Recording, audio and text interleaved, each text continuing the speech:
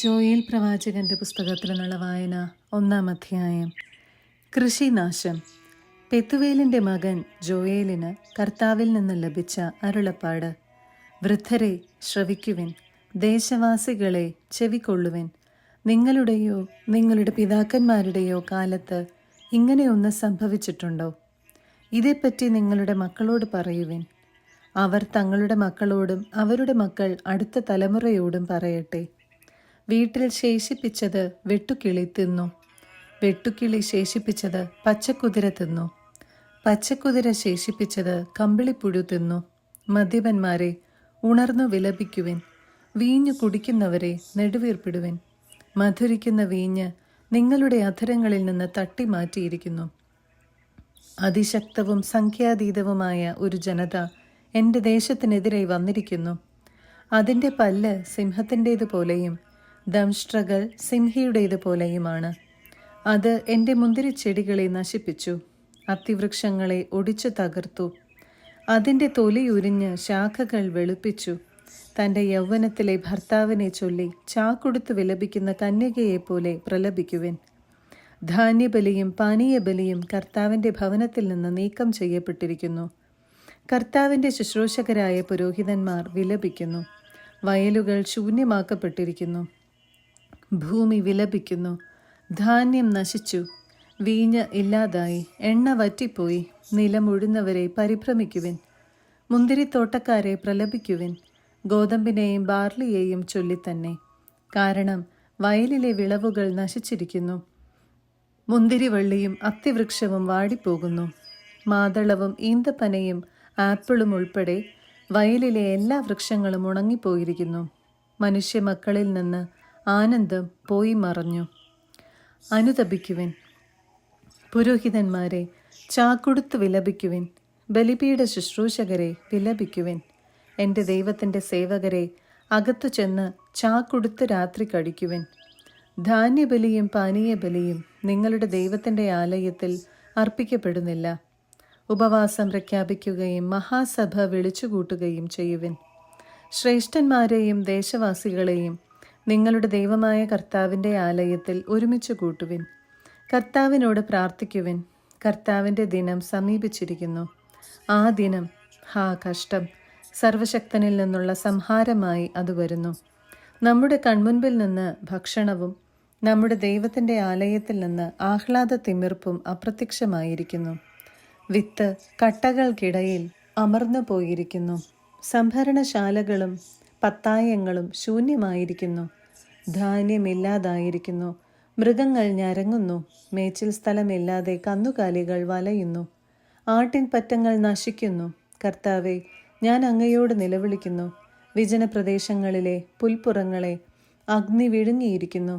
വയലിലെ മരങ്ങളെല്ലാം കത്തി നശിച്ചു.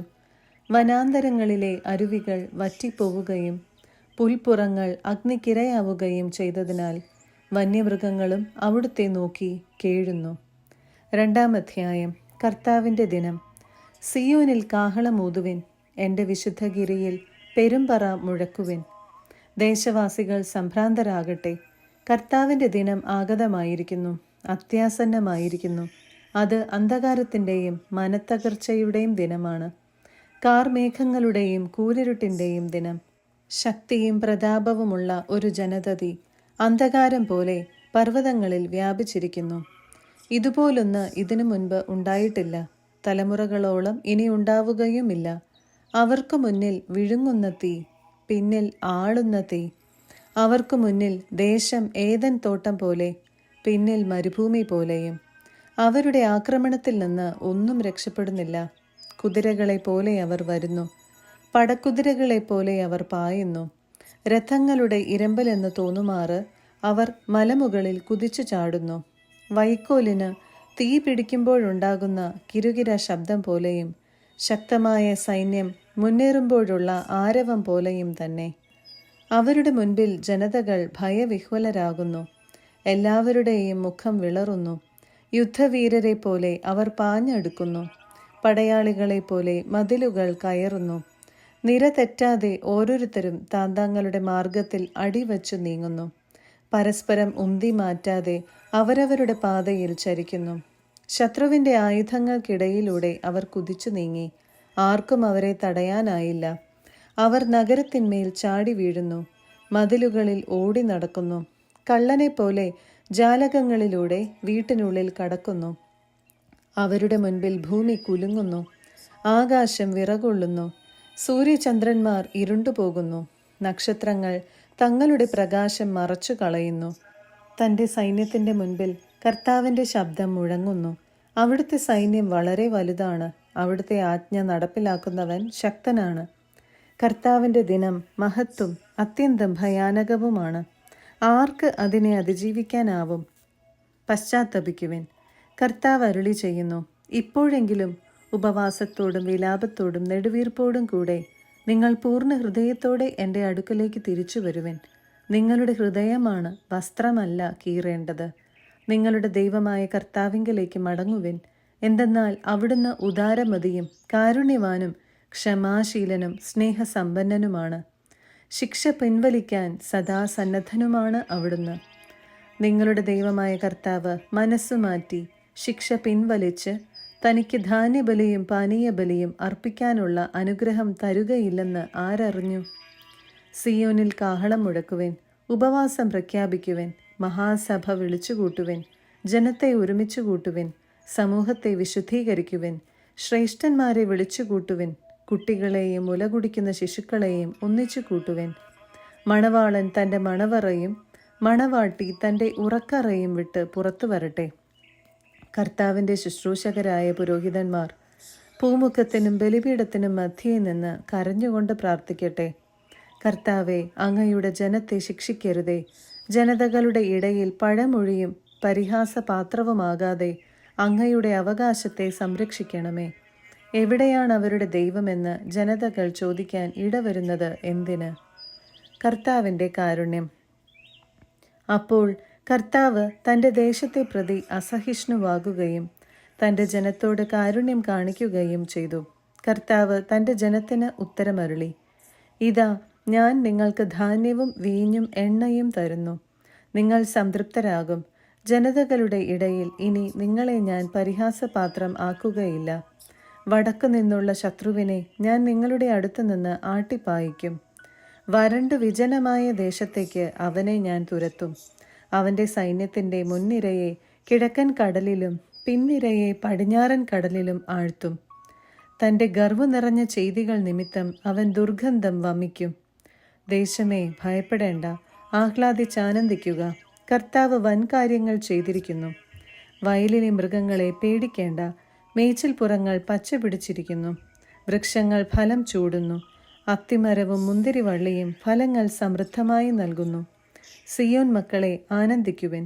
നിങ്ങളുടെ ദൈവമായ കർത്താവിൽ സന്തോഷിക്കുവിൻ. അവിടുന്ന് നിങ്ങൾക്ക് യഥാകാലം ആവശ്യാനുസരണം ശരത്കാല വൃഷ്ടി നൽകും. പഴയതുപോലെ അവിടുന്ന് നിങ്ങൾക്ക് ശരത്കാല വൃഷ്ടിയും വസന്തകാല വൃഷ്ടിയും സമൃദ്ധമായി പെയ്യിച്ചു തരും. മെതിക്കളങ്ങളിൽ ധാന്യം നിറയും. ചക്കുകളിൽ വീഞ്ഞും എണ്ണയും കവിഞ്ഞൊഴുകും. വീട്ടിൽ വെട്ടുകിളി, പച്ചക്കുതിര, കമ്പിളിപ്പുഴു എന്നിങ്ങനെ ഞാൻ അയച്ച മഹാസൈന്യങ്ങൾ നശിപ്പിച്ച സംവത്സരങ്ങളിലെ വിളവുകൾ ഞാൻ തിരിച്ചു തരും. നിങ്ങൾ സമൃദ്ധമായി ഭക്ഷിച്ച് സംതൃപ്തിയടയും. നിങ്ങൾക്ക് വേണ്ടി അത്ഭുതങ്ങൾ പ്രവർത്തിച്ച നിങ്ങളുടെ ദൈവമായ കർത്താവിൻ്റെ നാമത്തെ സ്തുതിക്കുകയും ചെയ്യും. എൻ്റെ ജനത്തിന് ഇനി ഒരിക്കലും ലജ്ജിക്കേണ്ടി വരികയില്ല. ഞാൻ ഇസ്രായേലിൻ്റെ മധ്യേ ഉണ്ടെന്നും കർത്താവായ ഞാനാണ് നിങ്ങളുടെ ദൈവമെന്നും ഞാനല്ലാതെ മറ്റൊരു ദൈവം ഇല്ലെന്നും അപ്പോൾ നിങ്ങൾ അറിയും. എൻ്റെ ജനത്തിന് ഇനി ഒരിക്കലും ലജ്ജിക്കേണ്ടി വരികയില്ല. ആത്മാവിനെ വർഷിക്കും. അന്ന് ഇങ്ങനെ സംഭവിക്കും. എല്ലാവരുടെയും മേൽ എൻ്റെ ആത്മാവിനെ ഞാൻ വർഷിക്കും. നിങ്ങളുടെ പുത്രന്മാരും പുത്രിമാരും പ്രവചിക്കും. നിങ്ങളുടെ വൃദ്ധന്മാർ സ്വപ്നങ്ങൾ കാണും. യുവാക്കൾക്ക് ദർശനങ്ങൾ ഉണ്ടാവും. ആ നാളുകളിൽ എൻ്റെ ദാസന്മാരുടെയും ദാസിമാരുടെയും മേൽ എൻ്റെ ആത്മാവിനെ ഞാൻ വർഷിക്കും. ആകാശത്തിലും ഭൂമിയിലും ഞാൻ അത്ഭുതകരമായ അടയാളങ്ങൾ കാണിക്കും. രക്തവും അഗ്നിയും ധൂമപടലവും. കർത്താവിൻ്റെ മഹത്തും ഭയാനകവുമായ ദിനം ആഗതമാകുന്നതിനു മുൻപ് സൂര്യൻ അന്ധകാരമായും ചന്ദ്രൻ രക്തമായും മാറും. കർത്താവിൻ്റെ നാമം വിളിച്ചപേക്ഷിക്കുന്നവർ രക്ഷ പ്രാപിക്കും. കർത്താവ് അരുളി ചെയ്തതുപോലെ സിയോൻ പർവ്വതത്തിലും ജെറുസലേമിലും രക്ഷപ്പെടുന്നവരുണ്ടാകും. കർത്താവ് വിളിക്കുന്നവർ അതിജീവിക്കും. 3-ാം അധ്യായം. ജനതകളുടെ മേൽ വിധി. ആ നാളുകളിൽ ഞാൻ യൂദായുടെയും ജെറുസലേമിൻ്റെയും ഭാഗധേയം നിർണയിക്കുന്ന നാളുകളിൽ ഞാൻ എല്ലാ ജനതകളെയും ഒരുമിച്ച് കൂട്ടുകയും യഹോശാഫാത്തിൻ്റെ താഴ്വരയിലേക്ക് കൊണ്ടുവരികയും ചെയ്യും. എൻ്റെ ജനവും അവകാശവുമായ ഇസ്രായേലിനെ പ്രതി ഞാൻ അവരെ അവിടെ വെച്ച് വധിക്കും. എന്തെന്നാൽ അവരെൻ്റെ ജനത്തെ ജനതകളുടെ ഇടയിൽ ചിതറിക്കുകയും എൻ്റെ ദേശം വിഭജിച്ചെടുക്കുകയും ചെയ്തു. എൻ്റെ ജനത്തിനു വേണ്ടി അവർ നറുക്കിട്ടു. ഒരു വേശ്യയ്ക്കു വേണ്ടി ഒരു ബാലനെയും കുടിക്കാൻ വീഞ്ഞിനു വേണ്ടി ബാലികയെയും അവർ വിറ്റു. ടയർ, സീദോൻ, സകല ഫിലിസ്തീ പ്രദേശങ്ങളെ, നിങ്ങൾക്ക് എന്നോട് എന്തു ചെയ്യാൻ കഴിയും? എന്നോട് പ്രതികാരം ചെയ്യാനാണോ നിങ്ങളുടെ ഭാവം? എങ്കിൽ നിങ്ങളുടെ പ്രതികാരം നിങ്ങളുടെ തന്നെ തലയിൽ വേഗം ഞൊടിയിടയിൽ ഞാൻ പതിപ്പിക്കും. എന്തെന്നാൽ നിങ്ങൾ എൻ്റെ വെള്ളിയും സ്വർണവും അനർഘനിധികളും നിങ്ങളുടെ ക്ഷേത്രങ്ങളിലേക്ക് കൊണ്ടുപോയി. നിങ്ങൾ യൂദായിലെയും ജെറുസലേമിലെയും ജനത്തെ അവരുടെ അതിർത്തികളിൽ നിന്ന് അകറ്റി യവനർക്കു വിറ്റു. നിങ്ങൾ അവരെ വിറ്റ സ്ഥലത്തുനിന്ന് തന്നെ ഞാൻ അവരെ ഇളക്കിവിടുകയും നിങ്ങളുടെ പ്രവൃത്തികൾക്ക് നിങ്ങളുടെ തന്നെ തലയിൽ പകരം വീട്ടുകയും ചെയ്യും. ഞാൻ നിങ്ങളുടെ പുത്രന്മാരെയും പുത്രിമാരെയും യൂദായുടെ സന്തതികൾക്ക് വിൽക്കും. യൂദാ സന്തതികൾ അവരെ വിദൂരത്തുള്ള സബേയർക്ക് വിൽക്കും. കർത്താവ് അരുളി ചെയ്തിരിക്കുന്നു. ജനതകളുടെ ഇടയിൽ വിളംബരം ചെയ്യുവിൻ. യുദ്ധത്തിന് ഒരുങ്ങുവിൻ. ശക്തന്മാരെ ഉണർത്തുവിൻ. സകല യോദ്ധാക്കളും ഒരുമിച്ച് ചേർന്ന് മുന്നേറട്ടെ. നിങ്ങളുടെ കൊഴു വാളായും വാക്കത്തെ കുന്തമായും രൂപാന്തരപ്പെടുത്തുവിൻ. താൻ ഒരു യോദ്ധാവാണെന്ന് ദുർബലൻ പറയട്ടെ. ചുറ്റുമുള്ള സകല ജനതകളെ ഓടിവരുവിൻ, അവിടെ ഒരുമിച്ച് കൂടുവിൻ. കർത്താവെ, അങ്ങയുടെ സൈന്യത്തെ അയക്കണമേ. ജനതകൾ ഉണർന്ന് യഹോശാഫാത്തിൻ്റെ താഴ്വരയിലേക്ക് വരട്ടെ. അവിടെ ചുറ്റുമുള്ള സകല ജനതകളെയും വിധിക്കാൻ ഞാൻ ന്യായാസനത്തിൽ ഉപവിഷ്ടനാകും. അരിവാൾ എടുക്കുവിൻ, വിളവ് പാകമായിരിക്കുന്നു. ഇറങ്ങി ചവിട്ടുവിൻ, മുന്തിരിച്ചക്ക് നിറഞ്ഞിരിക്കുന്നു. തൊട്ടികൾ നിറഞ്ഞൊഴുകുന്നു. അവരുടെ ദുഷ്ടത അത്രയ്ക്ക് വലുതാണ്.